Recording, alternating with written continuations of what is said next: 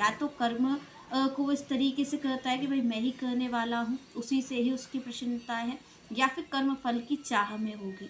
तो यहाँ पर श्री कृष्ण ने कहा कि दोनों का परिणाम क्या होता है, हर्ष और शोक। यहाँ पर श्री कृष्ण कहते हैं कि जब आप और हम कोई कार्य करते हैं, उसमें सफलता मिल जाती है तो हमें बहुत हर्ष उत्पन्न होता है, प्रसन्न होते हैं आप और हम। और जब कभी हम विफल हो जाते हैं, क्योंकि आप देखिए संसार एक सा कभी नहीं रहने वाला है, परिवर्तनशील है।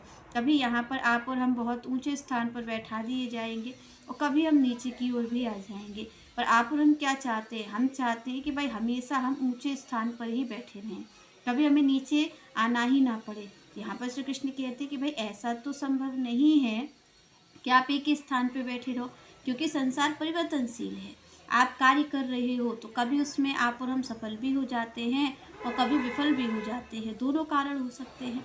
यहाँ पर श्री कृष्ण ने कहा कि भाई दोनों चीज़ हो सकती है। पर रजोगुण क्या होता है, रजोगुण आपको इस चीज़ को स्वीकारने नहीं देता कि आप असफल हो गए, क्योंकि आप सफलता को ही चाहते हैं, क्योंकि आप उसे अपना मान के कार्य को कर रहे हैं, आप फल को प्राप्त करना चाहते हैं। तो यहाँ पर श्री कृष्ण कहते हैं कि इसका परिणाम क्या होता है, कभी तो व्यक्ति प्रसन्न हो जाता है, क्योंकि वो लगता है, उसको लगता है ऐसा वह इस कार्य को तो मैं ही कर रहा हूँ। और जब संसार उसकी प्रसन्नता करता है, मान बढ़ाई उसकी होती है, तो वो प्रसन्न हो जाता है।